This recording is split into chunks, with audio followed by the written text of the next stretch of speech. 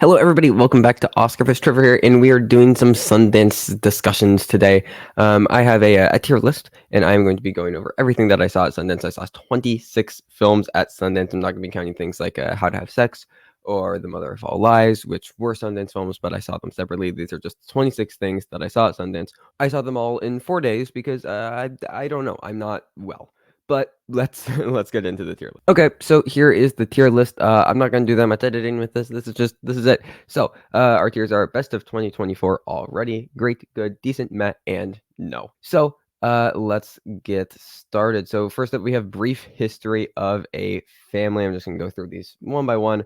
So this is a film by Jean J. Lin. And it's people have described it a lot as Saltburn, and it isn't quite like tonally as extravagant. But it is doing some similar things as far as like, infiltrating into a family and then how that plays with the different dynamics of how the parents see them. And it's set in a post one child policy China, and kind of how that had an effect on both the parents and also the kids. And it's framed as a kind of psychological thriller. It's quite interesting. I don't know if it quite landed like a meaningful punch, but I had a fun time with it. I'm gonna place this in good. Okay, DD. We have a review up for this on the channel, which you can go check out. But this film is fantastic. Reminded me a lot of things like Eighth Grade and Lady Bird, and like just a really, really strong, solid contemporary take on the coming of age genre. It uses the internet in just some of the most interesting and progressive as far as the filmmaking and the formal style that it uses the internet ways that I've seen. It's a really special film, and it really also only grows on me the more that I think about it. It's so delightful. It's really, really funny. If you grew up anywhere with the internet, like around that time or a little bit afterwards, as I did, it will make you feel uncomfortable due to the accuracy with which they are depicting things. It is phenomenal. I'm not going to talk about it for that long because we already have a review, but I could. It's amazing. Love, love, love this movie. I'm going to put it in best of 2024 already. Fantastic film. Okay.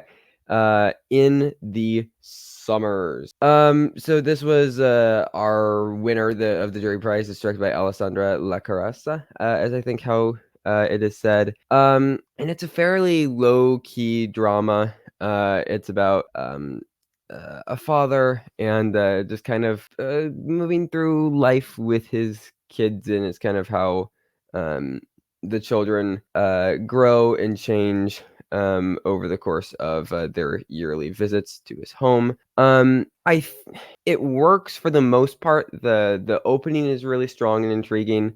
The first visit and the final one, it lands its emotional punch, but everything in between just felt like it was kind of spinning its wheels a little bit. So I don't think it quite like the ending could have been so impactful if everything that preceded it was as strong. So it felt a little bit let down in that sense, but still solid overall. I think I'm gonna throw it into decent here. Okay, Sugarcane, our first documentary on the list. Really, really love this one.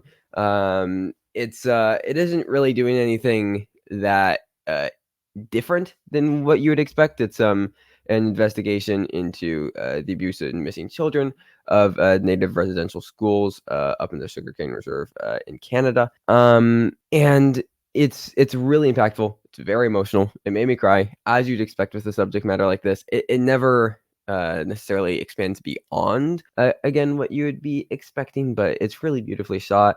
It's very effective with how it's conveying its story. Just a solid, good film. I'm gonna throw it in right there. Even if maybe it didn't reach the heights that it could have potentially. Ibelin. So this is one of the most talked about documentaries of the festival. And it's about Mats Stin, I believe is his name, who passed away at the age of 25, and it's about his parents finding all of the messages coming in, and about how much he was loved by all of his friends online around the world. I wasn't quite as taken with this one as others were. Like, yes, it's sentimental, it's emotional, but it kind of felt like it made its point as a doc within like the first 10-15 minutes, and didn't really do anything beyond that. I think this would have really, really worked as a documentary short film, and you really could have felt the emotional, I guess, journey, especially like looking through the lens of the parents finding all these things. I think in a lot more direct and linear sense than kind of how the film was presented. It felt like it was trying to expand too big almost, and it kind of felt like it was drifting in and out of losing its focus at points. Like, again, it still works, but it felt like it was try too hard to be a feature film when it really only had kind of the emotional wavelength for a short. But I'm gonna put it into decent. A lot of people I know would disagree with that, though. It was a lot of people's favorite of the festival, which is or up towards their favorite of the festival, which is, you know, fair enough, fair enough. A lot of people like this one. I think, yeah, a lot more than I did personally. Kneecap. Speaking of people liking things a lot more than I did personally, so this is about a real life rap group called Kneecap, and it is about their kind of creation. But I guess you could call it a biopic in that sense, and it's they're rapping and using the traditional Irish language to kind of reclaim the language and give a voice to the language, which is great. Very cool in concept. I really could not vibe with the tone of this film. It was very, very abrasive, and I know it's supposed to be like, you know, it's fitting with like the culture that they're presented in, right? It's very edgy, it's very punchy, it's very like the editing was very Edgar Wright-ish and felt Scott Pilgrim-y, but like in a dark, edgy way. And I don't know. I really didn't feel the energy of the film personally, which I mean, that just completely is just gonna come down to personal taste, personal preference. It felt really, really emotionally cold to me. And I never felt like I could actually connect with anything going on or any of the characters, which is quite important when you're trying to tell a biopic with a bit of emotion. So it wasn't for me. I can see why people are liking it. I can see like it is very energetic, and there was a lot of energy. It just, you know, wasn't the energy for me. So I'm gonna throw this in meh. It isn't a no, but didn't entirely love that. Exhibiting Forgiveness, one of the films I feel the most mixed about of the festival. It's a directorial debut, I'm pretty sure, from Titus Kapar. And I'd be very curious to see what Titus does in the future, because there's something here. I don't know if this film entirely works. It feels like it gets lost in itself multiple different times and kind of wants to be this big, grand, great thing, and doesn't entirely get there. Like, there's a version of the story that's really interesting. It almost felt like an early draft of a screenplay with like characters in a world and metaphors that all really, really work, but before the screenplay really found its central thesis and its core and its idea. Because again, the characters, the world, they're all fleshed out in really, really bold and interesting ways, but it feels like it can't make its mind up about what it's about and what its idea is about. Like, yes, it's about you know, relationship with his father, right? It's very directly about that, but how is it about that? What is it saying about that? And I don't think it understands necessarily, or maybe understands isn't the correct word. I don't think it's able to communicate what it is trying to say about that relationship. And then when it does, it's saying multiple different things in very kind of on the nose ways. And I don't know. I didn't quite get there, but I really respect the swing and I respect the vision. So I'm gonna throw it up into decent because the performances are truly phenomenal. There's some monologues with John Earl Jelks, who plays the father, and Andre Holland, that are just fantastic back and forth. So yeah, gonna put it up into decent. Okay, stress positions. Had a lot of fun with this one. I liked it more immediately after watching it. It has gone down in estimation where I've sat with it. It is a very, very queer love look at COVID, and it is this very heightened, stressful kind of satire on how people saw COVID, and it's very frenetic, it's very chaotic, it's neurotic, synonyms. And it's a bold debut from Ted ML, and again, very curious to see Ted do more things in the future.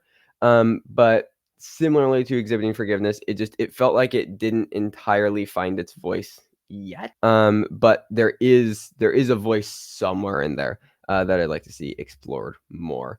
So also gonna throw this one up into decent. Let's do that. We'll do that. Skywalkers, a love story. I'm having a run of being negative. I promise I did like lots of things. We just aren't getting to them yet. This is a film that is very forgettable.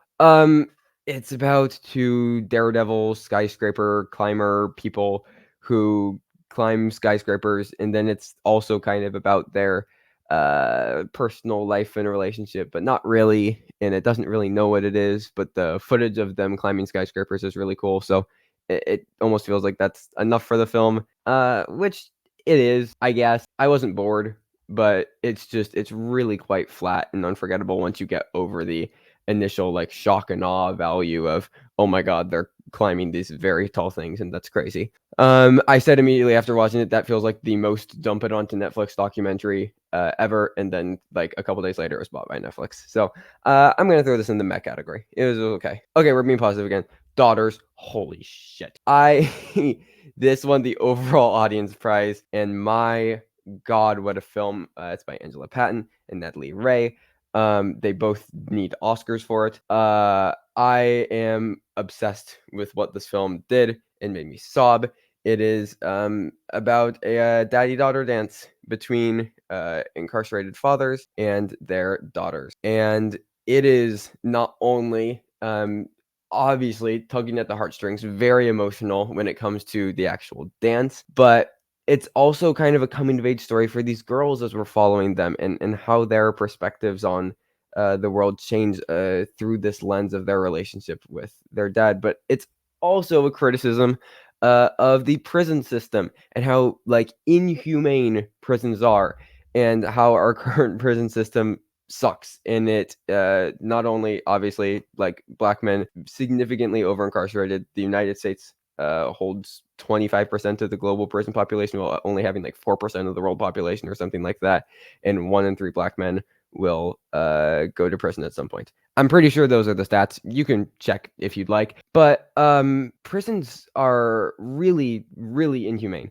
And just one of the things that I didn't even realize through this is like most prisons don't even allow in-person like touch visits for the prisoners since like 2014, 2015. I mean, the living conditions inside of them are horrible. Like, I don't know. Like, prisons should be about rehabilitation, not about, just pure punishing people. But I digress. What this film does and how it constructs these different lenses as we're watching the girls and then also the fathers, and then as they converge together and we see the dance, like it would be very easy to just make a safe documentary about something like this. But Angela Patton and Natalie Ray, they go bold. They go bold with the editing, like formally. They go bold with the cinematography, and it still feels very grounded and human and tender, while also being incredibly bold and elevating itself as a film, just beyond feeling like filming just the stories enough. It's excellent documentary filmmaking. It's one of my favorite, if not maybe my favorite documentary of the decade so far. Yeah, really loved it. It was my personal favorite film of the festival. It needs to go up into best of 2024 already. Amazing movie. Amazing, amazing movie. Okay, I need to be slightly negative again. Frida was just fine. It's a documentary on Frida Kahlo. There were it does something very interesting, which I think we should do more, which is telling an artist's story through their own words, work, and art.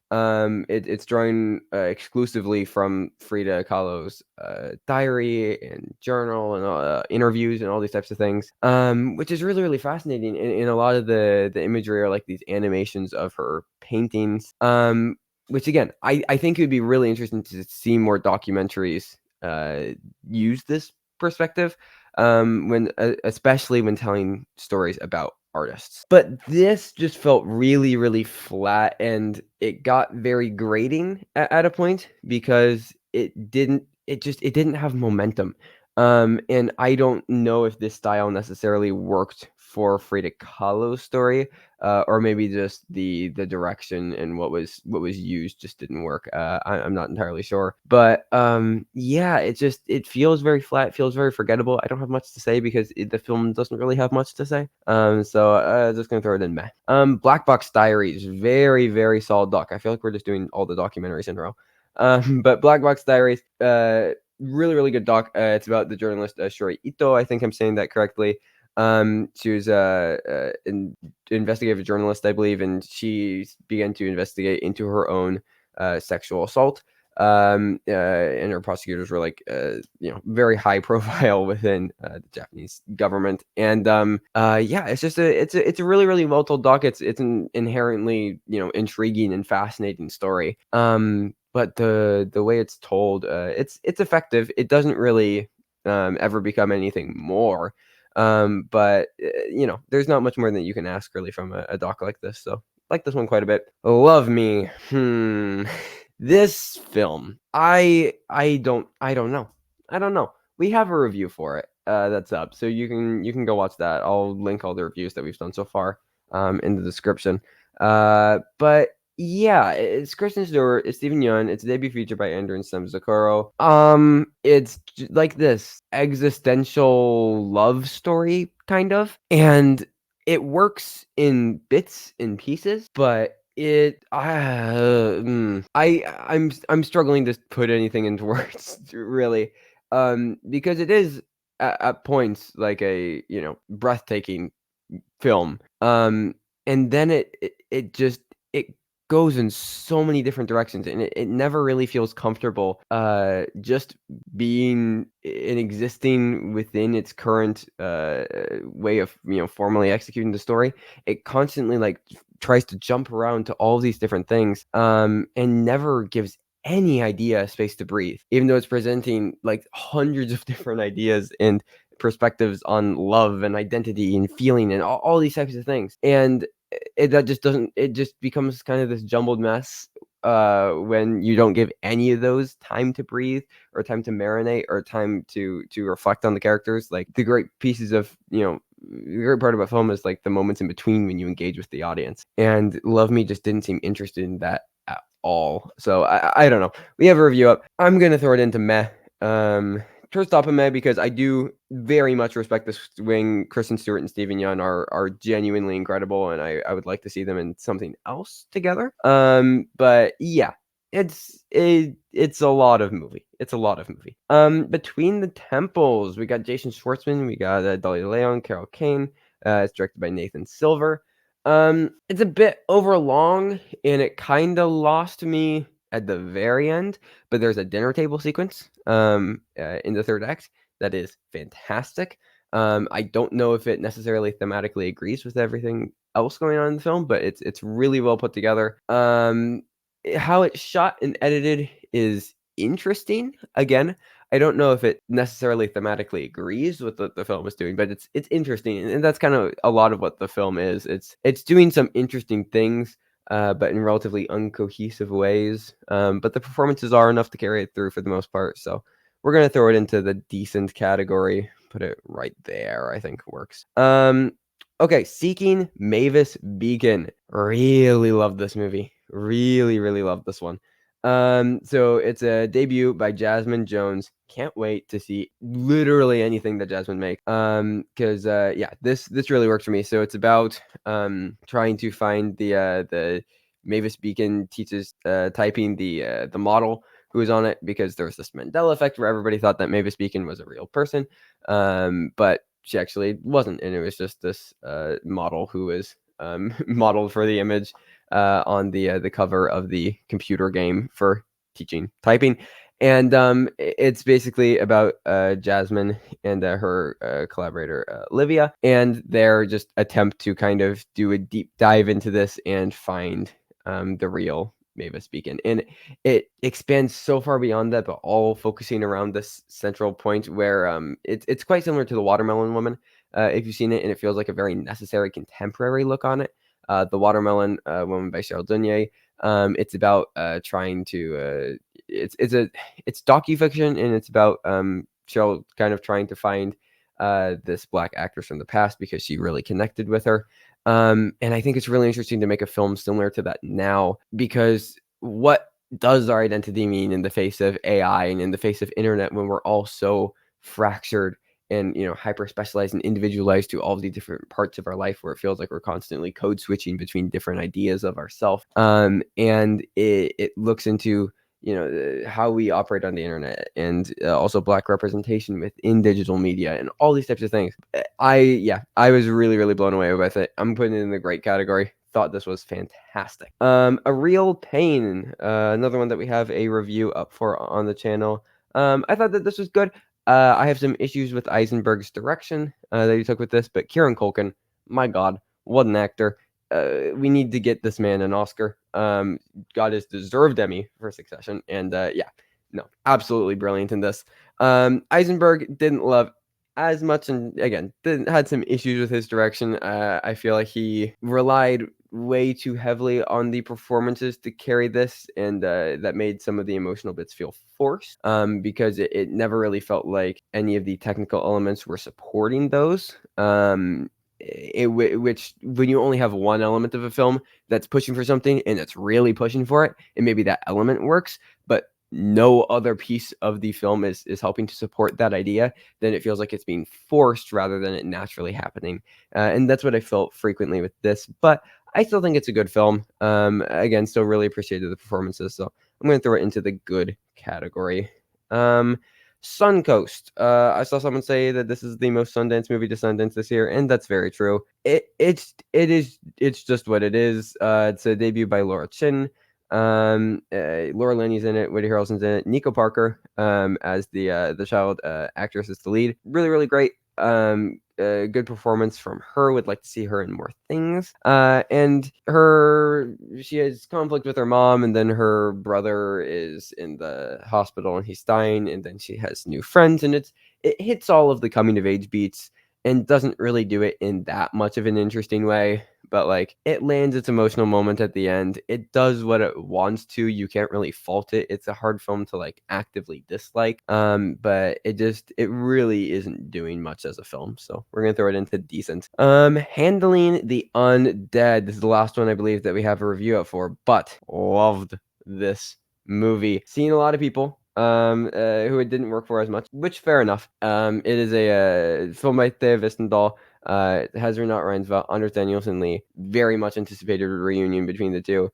And it is a zombie film in Oslo, and it is not at all what you would expect from a zombie film. It is very slow. It is very meditative. The title, Handling the Undead, is more so about how we handle the philosophical idea of death and what does it mean to us if death is no longer finite. And it's just like this meditative piece that's kind of reflecting and establishing tone to really explore this idea, and asking for a lot of audience engagement to also explore with this idea alongside the characters.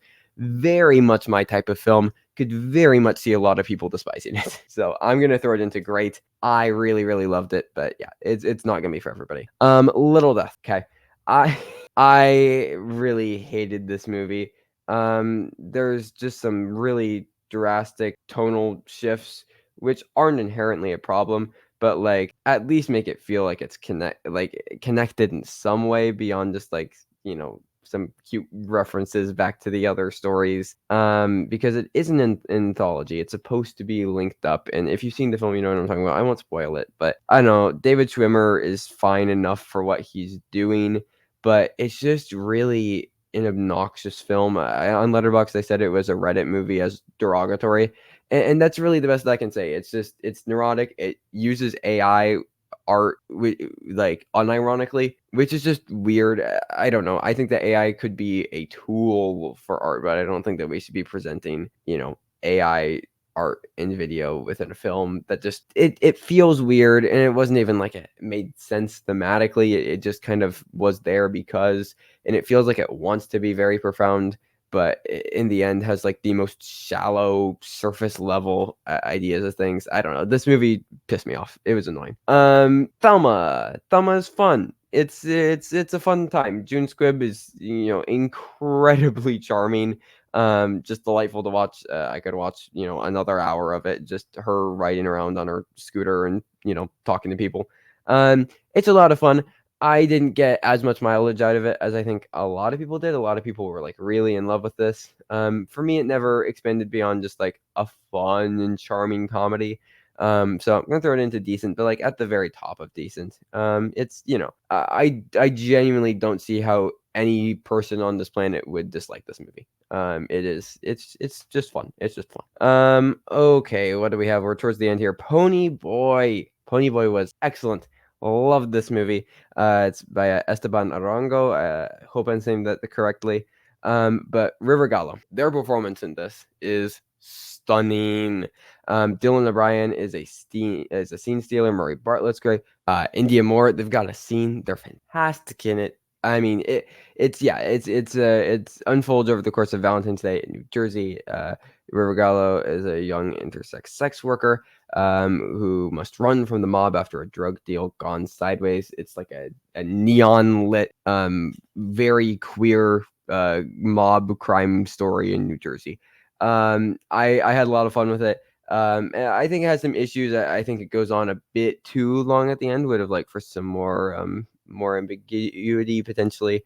And it felt a little bit too nice at the end. But I mean, overall, just a really really fun time. Really heartbreaking at points. I'm gonna go at the top of good. Rob Peace, Thomas, my co-host on this channel, absolutely loved this movie. It's fine. It is it's a directorial effort by Chiwetel Ejiofor. I believe it's his first film since The Boy Who Harnessed the Wind. But I might be wrong on that. Starring Jay Will as Rob Peace. It's his first film role, I think, and he's very good. Also got Mary J. Blige. Chiwetel Ejiofor is in this. He's fantastic. Camila Cabello is in this. She's less so, but serviceable enough, I guess. And so it follows Rob Peace, a young man who grew up in Newark, New York, and then graduated from Yale, and he's doing biophysics and stuff, but then also falls into drug dealing. And it's this decade-spanning story, and it's about like his father in jail and trying to get him out of jail while also dealing with college, while also trying to progress his career, and then getting into drug dealing and stuff like that. Like it's this epic type of storytelling across this person's entire life, and it never felt like it had something to say with all of that. It's doing a lot, but to what end? And I can't hate on it too much because again, the performances, they're good. It's engaging enough while you're watching it, but really doesn't leave you with much to chew on afterwards. So we're gonna put it like there. I think that's fair. We'll throw it there. Well, there. Okay. Four left. Leila. Great queer film. Leila. It's about an Arab drag queen. Falls in love. It's at first presented kind of like this gay rom-com, this queer rom-com. And then it gets into some really interesting ideas about the intersectionality of interracial marriages and queer identity, with gender identity and just gay and queer relationships in general. It's doing a lot with it. Bilal Hasna, I'm pretty sure I'm pronouncing that correctly. Apologies if not, but they are fantastic, absolutely incredible in this movie. Might be my favorite performance. I don't know if that's true. It's up there. It's really really far up there on my performances for this festival. Absolutely loved everything they were doing. I don't know if this entirely works 100% of the time, but the moments where it hits, it really really hits. It's going all the way at the top of good. Really, really love this movie. Had a lot of fun. Okay, Girls Will Be Girls. It's by Such. Apologies about this name if I'm pronouncing it incorrectly. Suchi Telati is what I'm going to go with. Again, really sorry. But it's a pretty solid film. It's doing all the things that you'd expect of a coming of age film. It's about a strict boarding school in the Himalayas. And it's about Mira discovering just being a 16-year-old girl and the different things that come along with that, as far as with sexuality and about like wanting to live up to the standard of being a girl and dealing with your mom and her standards of being a woman, and how that all conflicts with what you all personally want in your life. And it's doing all of the things, and it's doing them well, and it's doing them with an interesting lens and perspective that I don't think we've really seen applied to this. I would have liked to see it do a bit more with engaging with those themes. But for what it is, I think it's a really solid film. Also going to go into good. We're going to throw it like right there. I think that's good. I think that's good. Okay. Realm of Satan. We got another one that I think a lot of people are going to hate. If you look at the letterbox rating curve for this, it's really funny. But I loved this movie. It's by Scott Cummings. It is this portrait of Satanists just living their day-to-day lives. It is strictly cinema verite. There is absolutely no voiceover. And it's kind of just the Satanists, chilling and doing their things. And, sometimes it's some of their rituals in the forest. Sometimes it's just them doing a magic trick. Sometimes it's them watering their garden. And I really, really love films like this. Again, obsessed with cinema verite. I don't know why. It's just like catnip for me. I just look it up. Like it's such a formally interesting way of presenting cinema that is really, really engaging and transcendent. And it almost feels like the most cinematic way of telling a story, because you're stripping back so many layers of artifice in the process, while also creating these like psychological layers of artifice. I don't really, really love just films like this in general. So adored this, but it will not be for everybody. Also, it opens with a goat birthing, so beware. Last one here, good one, and it is a fantastic film. Another one of my absolute favorites of this festival. It is a debut by India Donaldson, and really, really want to see what she does next, because I thought that this was fantastic. It's very much drawing on like old Joy and some Kelly Reichardt stuff, which Kelly Reichardt, along with Celine Sciamma, is my favorite contemporary filmmaker. And I saw somebody reference this as like it feels like tonally in old Joy, but like thematically it feels like something like soooo, which I really agree with, which Santal Ackerman is my favorite filmmaker of all time, period. So this was kind of built for me. And it's tonally like very, very stripped back, and kind of has this very objective kind of observant lens. And it's about Sam, this girl who is hiking on a backpacking trip through nature with her dad and her dad's best friend. And there's kind of this like slow, subtle tension that builds up that you don't really even recognize, but it's very much there. And the way that it's constructed up to these moments, and so much of it comes through Lily Clias, the lead actress's performance. I can't believe that this is like her first film. She is amazing, like genuinely incredible. Like up there with one of my favorite performances of the festival, to be honest. Just fantastic. But it constructs all these ideas, and why I mentioned J2LL is because, well, tonally it feels like a Reichardt style of just the stripped back kind of low key storytelling. Thematically, it feels like an early Ackerman in the way that it's so rebelliously feminist about growing up, but in a very subtle and kind of quiet way, where it's dealing with very mature themes disguised as a coming of age film, and almost forcing its characters to grow up way faster than it appears they should. I could talk about this film for a while, and I'm probably not coherent because I've been recording for 40 minutes at this point. But this movie's amazing. I really hope it gets distribution, and you should really see it. It is going to the very top of great. So this is it. This is my Sundance ranking. Hopefully you found something that interests you out of me talking about all of these. But yeah, Sundance was fun. Sundance was fun. Absolutely love it. Love attending virtually every single year. But I don't know how to wrap this up, but thank you everybody for watching. Let me know if you went to Sundance. What was your favorite in the comments, or If you did not, tell me what you are most looking forward to. But we will have plenty more reviews, film discussions, awards discussions, everything on this channel coming up. And until next time, thank you everybody for watching. Stay safe and goodbye.